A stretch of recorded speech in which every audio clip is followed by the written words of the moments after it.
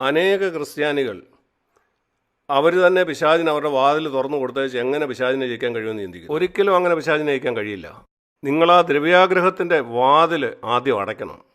പണമുള്ളതല്ല പ്രശ്നം. ഒരു പക്ഷേ $10 മില്യൺ നിങ്ങളുടെ ബാങ്ക് അക്കൗണ്ടിൽ കാണും. നിങ്ങളതിനെ സ്നേഹിക്കുന്നില്ലെങ്കിൽ ഒരു കുഴപ്പമില്ല. അല്ലെങ്കിൽ $10 ആയിരിക്കാം നിങ്ങളുടെ ബാങ്ക് അക്കൗണ്ടിൽ. ചോദ്യം നിങ്ങളുടെ കയ്യിൽ എത്ര ഉണ്ടെന്നുള്ളതല്ല, നിങ്ങളുടെ മാസ ശമ്പളം എത്ര ആണെന്നുള്ളതല്ല ചോദ്യം. നിങ്ങളുടെ വരുമാനം വളരെ കൂടുതലോ വളരെ കുറവോ ആയിരിക്കും, അതല്ല ചോദ്യം. ചോദ്യം ഇതാ, നിങ്ങളതിനെ സ്നേഹിക്കുന്നുണ്ടോ? ചിലർ ചിന്തിക്കും ഞാൻ ദരിദ്രനാണ് അതുകൊണ്ട് ഞാൻ ദ്രവ്യാഗ്രഹിയല്ല.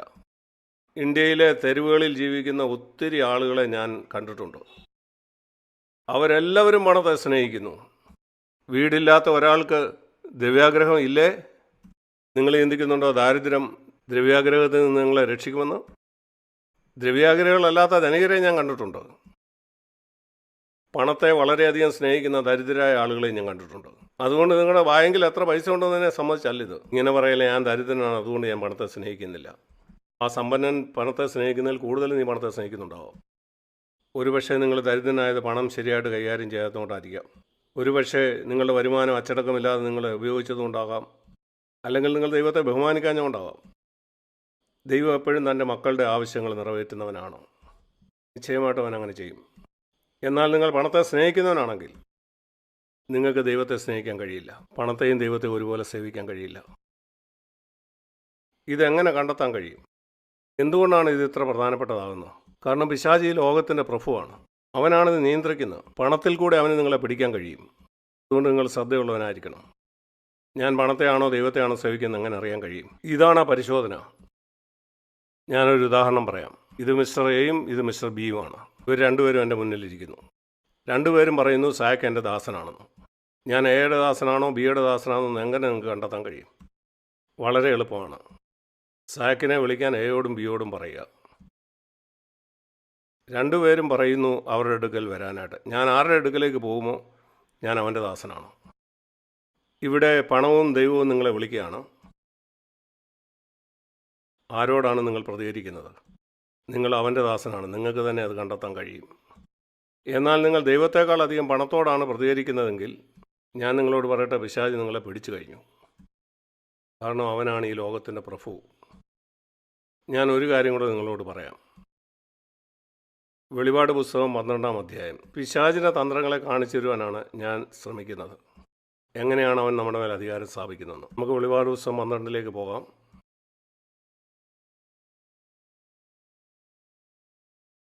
ഇതിൽ 9-ാം വാക്യത്തിൽ ലോകത്തെ മുഴുവനും തെറ്റിച്ച് കളയുന്നവനാണ് പിശാച് എന്ന് പറയുന്നു.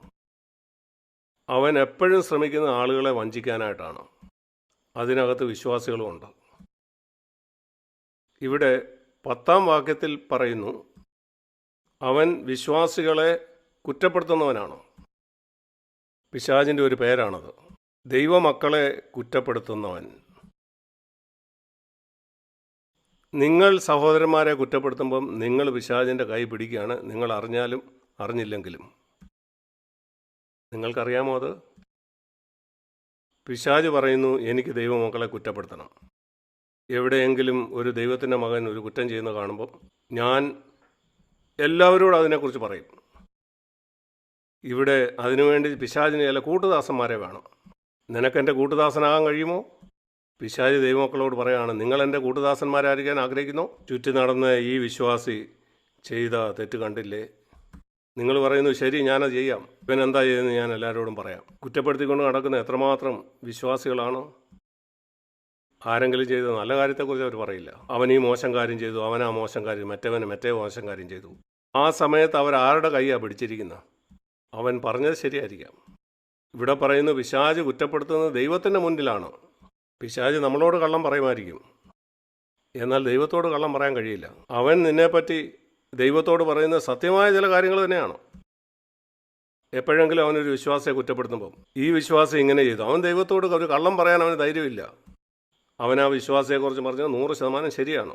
ഈ വിശ്വാസി ഒരു കള്ളം പറഞ്ഞു, ഈ വിശ്വാസി ടാക്സ് കൊടുത്തില്ല, ഈ വിശ്വാസി മറ്റൊരാളോട് കയ്പ് സൂക്ഷിച്ചിരിക്കുന്നു, ഈ വിശ്വാസി അവൻ്റെ വീട്ടിൽ എപ്പോഴും വേറൊരാളെ കുറ്റപ്പെടുത്തിക്കൊണ്ടിരിക്കുന്നു.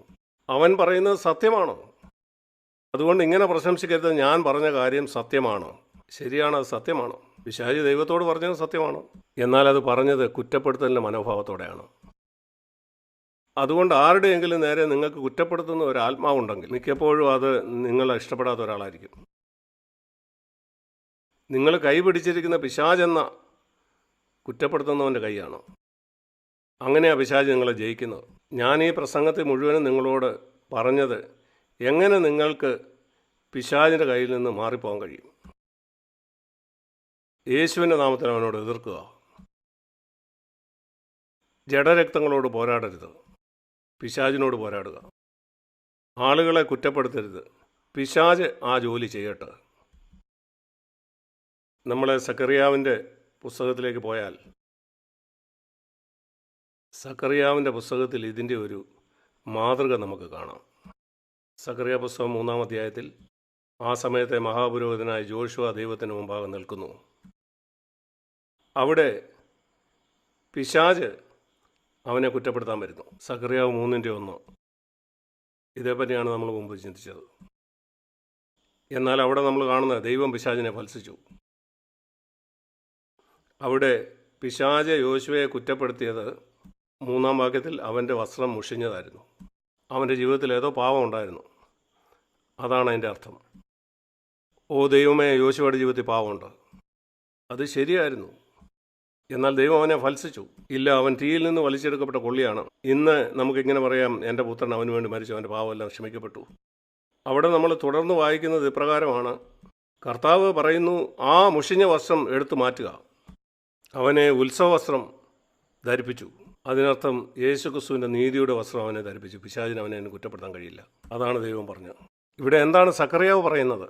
5-ാം വാക്യത്തിൽ സക്കറിയാവ് ദൈവത്തോട് ചേർന്ന് നിന്ന് അവൻ്റെ കൈ പിടിച്ചു, പിശാചിൻ്റെ കൈയല്ല. അവൻ പറഞ്ഞു, കർത്താവ് എത്ര അത്ഭുതകരം, നീ അവനെ ഉത്സവവസ്ത്രം ധരിപ്പിച്ചല്ലോ, ഈ പുതിയ മുടികൂടെ അവനെ വയ്ക്കുക. ഓ, അവൻ ആരോടൊപ്പമാണ് നിന്നത്? മഹാപുരോഹിതനായ യോശുവയെ നീതീകരിച്ചവനോട് കൂടെ, അവനെ കുറ്റപ്പെടുത്തുന്നവൻ്റെ കൂടെ അല്ല. ഈ ചിത്രം നിങ്ങളുടെ മനസ്സിലിരിക്കട്ടെ. നിങ്ങളൊരു ദൈവവൈദ്യൻ്റെ ജീവിതത്തിൽ ഒരു തെറ്റ് കാണുമ്പം എല്ലാ ദൈവമക്കളുടെ ജീവിതത്തിലും കുറവുകൾ കാണും. ആരും പൂർണ്ണരല്ല. നിങ്ങൾ ആ കാര്യം കാണുമ്പോൾ ഒരു കാര്യം നിശ്ചയമാണ്, ആ ആളെ ദൈവത്തിന് മുമ്പാകെ പിശാച് കുറ്റപ്പെടുത്തുന്നുണ്ട്.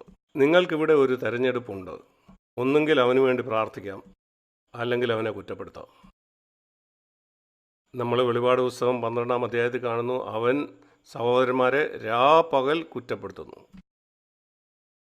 പിശാച് പൂർണ്ണ സമയം ജോലി ചെയ്യുന്നവനാണ്. വെളിപാട് പുസ്തകം 12-ൽ നാം കാണുന്നത് പിശാച് പൂർണ്ണ സമയം സഹോദരന്മാരെ കുറ്റപ്പെടുത്തുകയാണ്.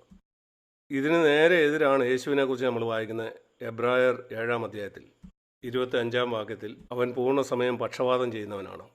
രാവും പകലും. എബ്രായർ 7:25 ദൈവജനത്തിനായി അവൻ പ്രാർത്ഥിക്കുന്നു. സക്കറിയ പുസ്തകം 3-ാം അധ്യായത്തിൽ നാം കാണുന്നതാണ്. ഒരു ദൈവവൈദ്യൻ്റെ ജീവിതത്തിൽ ചില കുറവുകൾ കാണുന്നു. പിശാച് അവിടെ കുറ്റപ്പെടുത്തിക്കൊണ്ട് നിൽക്കുന്നു. ദൈവം അവനെ നീതീകരിക്കുന്നു. സക്കറിയാവ് അത് നോക്കിക്കൊണ്ട് നിൽക്കുന്നു. ഞാൻ ഏത് സൈഡിൽ ചേരണം? അവൻ ദൈവത്തോടൊപ്പം ചേർന്നു. അവൻ അതിനായിട്ട് ദൈവത്തിന് നന്ദി കരയറ്റി. ഇന്ന് നിങ്ങൾ സക്കറിയാവ് നിന്നിടത്ത് നിൽക്കുകയാണ്. നിങ്ങളൊരു ദൈവവൈദ്യൻ്റെ ജീവിതത്തിൽ ചില തെറ്റുകൾ കാണുന്നു. പിശാച് അവിടെ കുറ്റപ്പെടുത്തിക്കൊണ്ട് നിൽക്കുന്നു. യേശു അവന് വേണ്ടി പ്രാർത്ഥിച്ചുകൊണ്ടിരിക്കുന്നു. ഇതിൻ്റെ നടുവിൽ നിങ്ങൾ നിൽക്കുന്നു. നിങ്ങളിവിടെ ആരുടെ ഭാഗം പിടിക്കും? നിങ്ങൾക്ക് ജയിക്കുന്ന ഒരാളാകണോ? നിങ്ങൾക്ക് പിശാചിനെ ജയിക്കണോ? നിങ്ങളുടെ ജീവിതകാലം മുഴുവൻ ഒരു ജയാളിയാകണോ? നിങ്ങളുടെ ജീവിതത്തെക്കുറിച്ചുള്ള ദൈവത്തിൻ്റെ ഉദ്ദേശമാണിത്. അവന് വേണ്ടി ഇടിവിൽ നിൽക്കുക, അവനെ കുറ്റപ്പെടുത്തുന്നവനല്ല. ഈ കാര്യം ഓർത്തിരിക്കുക. എങ്ങനെയാണ് പിശാച് വന്ന് ഹവ്വായെ ദൈവത്തിൻ്റെ സ്നേഹത്തെ സംശയിപ്പിച്ചത്? ദൈവം നിന്നെ സ്നേഹിക്കുന്നില്ല, അതുകൊണ്ടാണ് ദൈവം ഈ കാര്യം നിനക്ക് തരാത്തത്. ദൈവം നിന്നെ സ്നേഹിക്കുന്നില്ല, അതുകൊണ്ടാണ് നിൻ്റെ കുട്ടി മരിച്ചു പോയത്. പറയുക, പിശാചേ എന്നെ വിട്ടു പോ.